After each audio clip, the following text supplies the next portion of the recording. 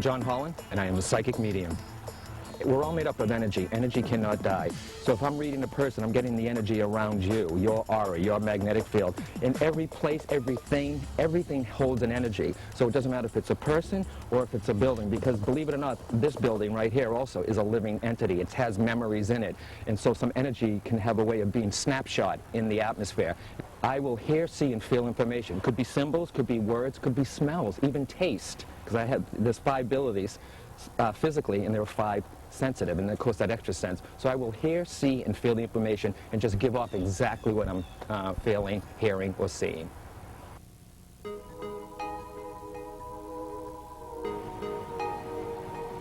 We're in New Hampshire, and I'm not sure where they're taking me. And New Hampshire, of course, is just above Massachusetts, and we are on the seaside of New Hampshire, so there's a lot of ocean and waters around here, and we're going to a place, and I'm going to try to discern what the building's about, maybe what happened there, and pick up the energy of the building and just give off exactly what I'm getting. So this is very, very exciting, and I love this.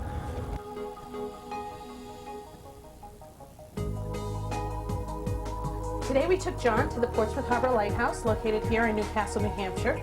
You are standing in one of the first 12 locations for a lighthouse in the United States. By the way, the lighthouse was the first lighthouse established north of Boston in the American colonies, so it's a very important place. But besides that, we have Fort Constitution right here. Fort Constitution a fort on this location actually goes back to the 1640s, when it was a British fort, originally called Fort William and Mary. And I'm just curious, you've got this lighthouse, and then you've got the other one over there. Is there a third lighthouse? Because I'm hearing something about the third lighthouse. Now, I only see this one and this one. And this lighthouse in particular, I don't want to necessarily, I can't get a date necessarily right away, 1670. And was this rebuilt, please? Because this is, I'm aware that this is not the original structure, or it's been added on. Do you understand this? John spoke of 3 lighthouses here. This is also the 3rd lighthouse built on this location. First one was in 1771, and it was 100 yards or so in this direction. And then the second one was built in 1804, right on this spot, the very same spot where this one is. Then this one was put into operation in 1878.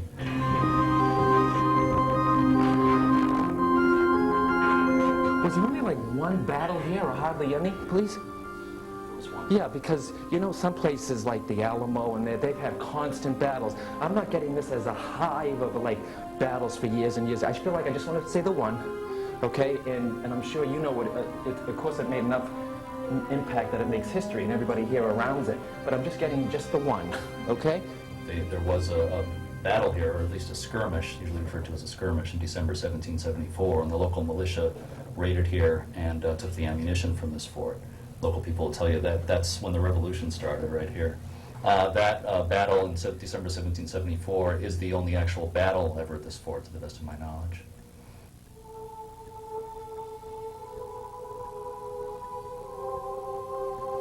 Jeremy, was there a fire here, please? Granted, it doesn't look like any timber, any burnt cinders to me, but I'm actually smelling smoke. I'm smelling smoke. I don't know if I'm in this area with that. Do you understand that? Yes. Okay. And would that have gone, is that a while ago that happens, please? Yes. Yeah, because I'm seeing flames and I'm smelling smoke. Not sure if it's from a bombing, though, but there's something about the smoke and the fire.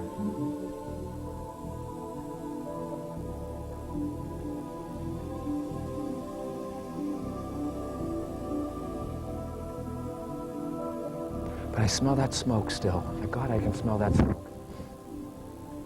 And it's not like a little forest fire. I mean, it's not like a little candlestick. This is, I'm being filled with the sense of smoke and burning also.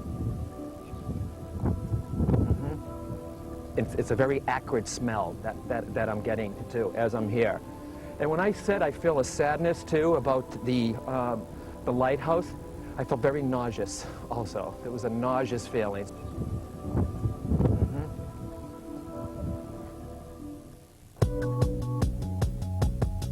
I mean, I got the ships, I got the stuff going underground, I hear the British. I don't know if there was a German thing also, but I feel very German connected to this here. Very German. Of course, American also, but very, very German. While John was walking around the fort, he mentioned he was feeling German. He was feeling a sense of German. That's all I can feel it as. It's just very Germany. German, German, German. I don't know why. Just off the lighthouse is an area where they actually had nets to catch German submarines or German U-boats during World War II, which did catch some German U-boats attempting to come to the port of Portsmouth. There was actually a lot of German U-boat activity here during World War II, and it's on the record that I believe it was 7, possibly a little bit more than that, German submarines, U-boats, surrendered at the Portsmouth Naval Shipyard at the close of World War II.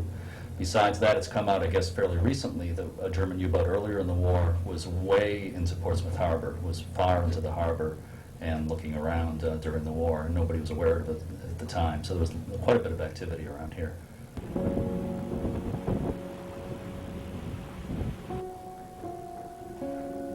And quickly, also, I know John's a very common name, but John is also important. The name John, okay? I don't want to say John Adams, but there's something about J-O, J-O, J-O. Is it just J-O? I'm not sure. Are you sure it's John? When I get a J, is there a J connection to this? I don't want to give anything, okay? Because my name is John. You have to understand, when my name is John, I see J, I get the J, I get the J-O significance, so that always means to mean Joseph, John, that type of thing. Do you understand that? Because everybody has a John and a Mary, so I hate to give that, me being Irish, Italian, Catholic, we all have a John and Mary, but I keep getting J-O, and that's why I have to ask that question.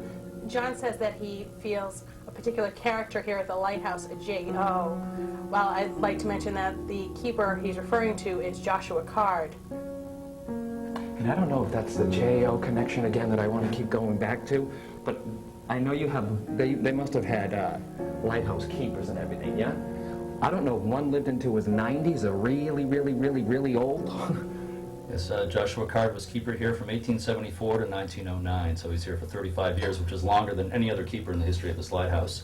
And he was here until he was 85 years old, which is quite unusual for a keeper to be on the station for that long, to that old an age.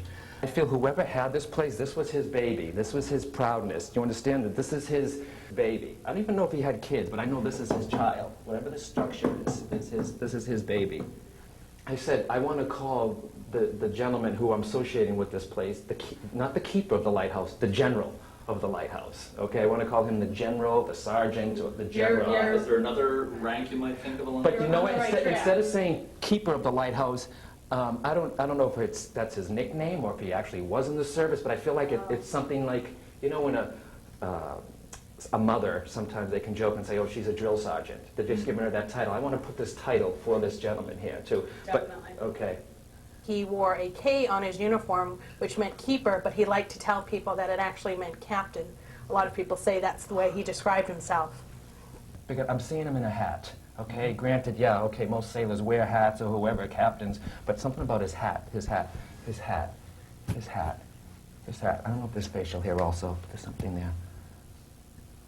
The only one photo we have of him, people always think he looks like a real old salt with a white beard and the blue uniform. John did mention blue, dressed in blue with a hat, the lighthouse service hat. It's funny, Jeremy, too. Is there any, there's no oil excavation around here. Anything, is there? I don't believe so, but it's interesting you use that word. Yeah, well, because I'm here, I don't know, I'm seeing an oil can, and I don't want to say, well, the guy's concerned because it was never oiled, because this doesn't need oil, but there's something about oil. Well, it did need oil. Did it need oil? Sure. Before electricity. Did it really? Because I told you, because this, as I'm here, I'm seeing this gentleman, there's an oil can, and I'm like, well, why would they need an oil for a lighthouse? I have no idea, but there's something about the oiling. Before electricity, that's how it worked. Okay. The oil to power the light of the lighthouse, it was an open flame at the time, was kept in the oil house, which is the brick building located outside the lighthouse. They wouldn't store it inside the lighthouse because of it being so flammable. So the lighthouse keeper would have to go out, fill up his oil cans, bring them back to the lighthouse to actually light the light.